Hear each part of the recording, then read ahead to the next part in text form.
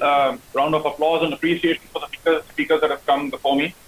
Very insightful and very, very specific in technical inputs into what it's going to take for us to continue to deploy technology to improve energy security and drive a sustainable future. So my topic for today is technology disruption. Hello, can you hear me? I just wanted to double check. Can you hear me? Yes. Yes, you're very audible. Thank you. Thank you. So my topic for today is technology disruption, which is a very wide-ranging topic. So I've got to condense this into 10 minutes. Being the country leader for Baker Hughes, I represent a company that defines and brands itself as an energy technology company. And so sustenance and disruption of technology is an integral part of our daily tasks and our strategy. And that's allowed us to survive the industry for over 120 years. The topic of, 1 minute, let me get to the next slide, please. The topic of technology disruption, believe it or not, is an actively studied subject in a lot of management schools. And there is a book written on this subject by Clayton Christensen, who's a Harvard University professor, called The Innovator's Dilemma. And to condense it into one slide, there are two processes of technology that typically modern businesses take, two paths towards technology. One is sustaining technology, such as the next iPhone, this is the iPhone 13, or the next BMW version 2022, or disruptive technology, which is an invention of a new bike. Now, the first has a well-defined business case, it has a well-defined market. It is aimed at companies preserving their market and growing within the existing market and beating competition. It's got to be, when it's launched, it has to be, right up there in terms of quality and acceptability and deliverability. And so, because customers expect, and they know what they're expecting in the next version. And so it's got to drive that very intense focus on what can be done within the existing market. Disruptive technology, however, it's quite often not fully refined when launched. Starts with a limited audience, creates a new market, and quite often, as in this case, destroys the existing market. And it has a much longer time frame. Now, the other thing that we need to recognize about disruption is that innovation and invention don't always equate to disruption. In this case, where the invention on its own merit, the bicycle, for instance, the modern gear and chain bicycle, was so good that on its own merit, it was able to displace the penny farthing, as it was called, which is a very dangerous-looking, not very widely used bicycle. But the motor car, when it was launched on the left side in Germany, did not find acceptance for almost 25 years until a commercial model for a cheaper car was introduced by Ford Model T. They brought the car price down to about $700-800. At which point, people started driving the motor car instead of the horse-drawn carriage. And you can see, the path to disruption of the automobile and the mobility services with Tesla. It's taking time, and once you get to a point where the batteries and electric power generation and delivery becomes more attractive than gas and petrol, you might see that disruption happen. So we do live in a very disruptive time. But let me bring you home to disruption within the oil and gas industry. So I can't, fail to mention this. This is a very, very pivotal technology that was invented in 1890s by Howard Hughes, Senior. And this is basically the rotary roller cone bit, and it completely changed the way we drilled oil wells. We went from reciprocating to rotating form of drilling, and that allowed us to access to much deeper reservoirs that was possible with conventional technology. And till today, with the latest, probably the 150th on the 200th version of the bit, this is actually a bit which is probably a sustaining technology, which has a roller cone and a PVC bit rolled into one, which continues to define the way we explore oil and gas reservoirs. So that would be an example of disruptive technology. The other one, which was more of a commercial success rather than an invention, is hydraulic fracking. Now, just going back, about 20-25 years, or maybe even earlier, hydraulic fracking was invented in 1940s in Oklahoma, and it had active research for 30 years. and lacked commercial success for almost 50 years till the 1990s, until one man believed in it, persisted with it against conventional wisdom, and according to Daniel Yergin, the president of IHS, he defines fracking as the most important and the biggest energy innovation of this century. So that's disruption for you. The message here is that, quite often disruption doesn't come with just an innovation. It is the application of innovation in the context of the local setting, in our case, the local geology, the local market, the local price, the local economics, the local regulation. And once we find the combination of all of those multifaceted parameters that make it a business success, can we truly call technology disruption? So, Mr. Srivastava's comment earlier that, we are looking at shale gas and shale oil. Yes, we may have had some missteps in the start, but I think it's going to take multiple attempts and multiple persistent efforts to unlock the unconventional reservoirs, as the term has come to be defined today, to continue to be successful. So we continue to live in this disruptive world. Yes, it was successful in North America and it is ready to disrupt. These kind of technologies are now ready to disrupt the oil and gas scenario around the world. So why do I say that we live in a disruptive world? I think we are in a very polarized, dichotomous world in the energy landscape, where the world needs more energy. The known resources are limited. Fossil fuels continue to serve us as a primary source of energy and shall do so for a significant period of time. However, we also have an existential climate change threat that is right at our doorstep with all the cyclones and the unseasonal weather that we are seeing today, because it is driven by greenhouse gases emissions of fuel burning. So energy transition is real. There's no option but to decarbonize and get to that net zero scenario that we're all looking for. And how do we look at energy transition? I think we look at it as a challenge as well as an opportunity. We see three hard truths in the energy transition and sustainability. We see that without major acceleration in the technology landscape, we will not meet our net zero targets. The path to net zero is through hydrocarbons. So efficiency will matter. The ability to produce more oil and gas in a greener, sustainable, and a more efficient way will be very, very important. And there is no path to net zero or energy security or sustainability without an active collaboration across academia, government, service companies, oil companies, power companies, and the like. Now, on the right side, where we see is that this is all going to be driven by disruptive technology. The future, as we see it, is only 25% there with mature technologies, which is that we can reduce CO2 with the following technologies, which is about out of 100, we've got about 25 of those as mature technologies that can be deployed tomorrow. Maybe we need to do some incremental work to bring the costs down.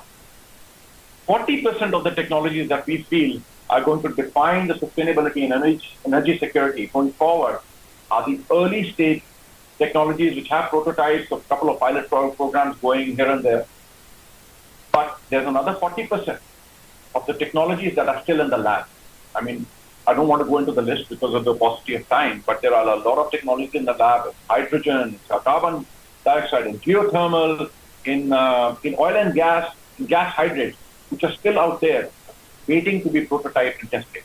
This could be what you define yet to be discovered technological resources. We take a dual approach to sustainable energy future. We feel that we need to not just work on more efficient technologies like hydrogen. We are making active investments in the hydrogen landscape of the future, and I'll give you some examples of it. We're very, very active in carbon capture, and Mr. Shirvatkar had mentioned, Baker Hughes, being an energy services and a technology company, has made major investments in carbon separation technologies, and actually we have 4 carbon separation technologies. We're working on parallel paths, and we don't know which one is going to be the most successful. We actually have acquired some companies for carbon capture and sequestration. We are driving new technologies to extend the range of geothermal wells to hotter, more difficult, more complicated wells in geothermal. You're seeing a lot of need for the technologies that we have in the oil and gas and the geothermal space. We're very active in energy storage, especially with hydrogen and ammonia. And we feel that LNG is going to play a very, very major role to that path to net zero as we go forward. And we have a lot of technologies for, driving the LNG landscape and helping our customers achieve those goals within the LNG landscape. Now, what can we do today? Today, we can compress and we can reduce the energy that is required for power and compression. We are creating what is far more efficient oil field. We have implemented a lot of very interesting projects within the country. A lot of them induced by COVID. We are now drilling wells without having a guy on board on a well site or a rig, and some of those have supported us in these initiatives, and we're seeing a lot of success and adoption of these new efficient oil field solutions. We are digitizing the oil field. We are digitizing our own operations, and we're driving artificial intelligence solutions to drive these efficiencies, which would not be possible just by human intervention. Now, a couple of days in Sarawak, Mr. Fatih Birol said that, it's not just about state of fossil fuel. End product is emissions. So, not only do we need to reduce emissions, but we can't reduce emissions if we don't know what those emissions are. I think emissions management solutions are going to be crucial to ensure that, our say-do ratio is adequate and high. So, I think emission management and detection of methane and carbon and venting into the atmosphere, that will have to be measured and stopped. And there are a lot of regulations coming into place, and I think this is going to be a very big field in which a lot of service companies and oil companies and power companies are going to play.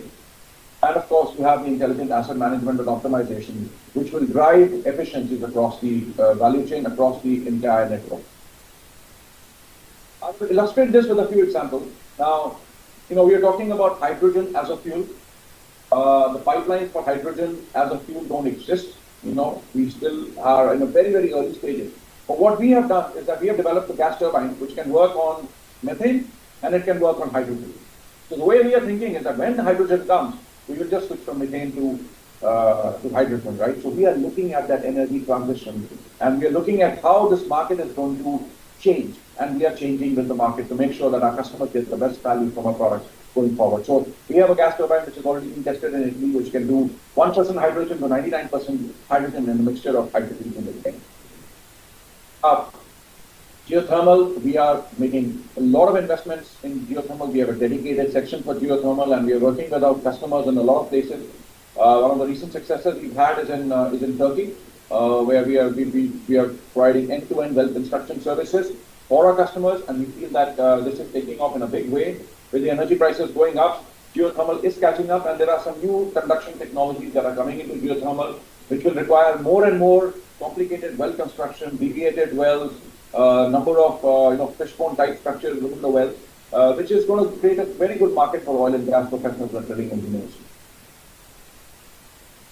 Materials and design is going to be another very, very important factor for keeping up with the energy transition. When we talk of new fuels, we will have to see what kind of materials will be required to transport these new fuels through the networks and the grid that we are planning to create. Hydrogen will not work on existing pipelines. So we've got now thermoplastics and composites, which are corrosion resistant to hydrogen fracking. We will need a lot of regulations across multiple countries to make this successful. We will also reduce the carbon footprint by eliminating a lot of mining for steel and the pipes that are going to be required for the future fuel. So, ladies and gentlemen, I hope I have given you a brief illustrative view and a strategic view of how we are thinking about disruptive technology, how the industry is talking about and thinking about net zero sustainability and energy security. I'm happy to take any questions should there be any. Thank you. I have two questions for you, Neeraj. First is, what are the key opportunities for technology disruption in India in the energy sector? And then how can the government and establishments drive disruption? I think,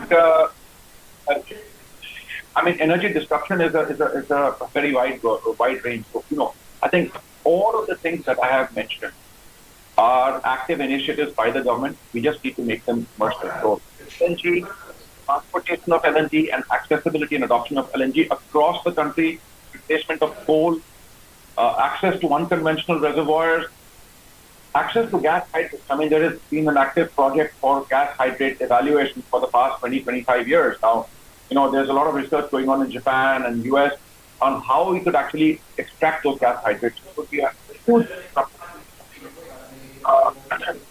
hydrogen is going to be a very important source of storage and an alternative fuel for us. And of course, carbon capture, Mr. Shirodkar has already mentioned, carbon capture is going to be important. It's going to be mandated.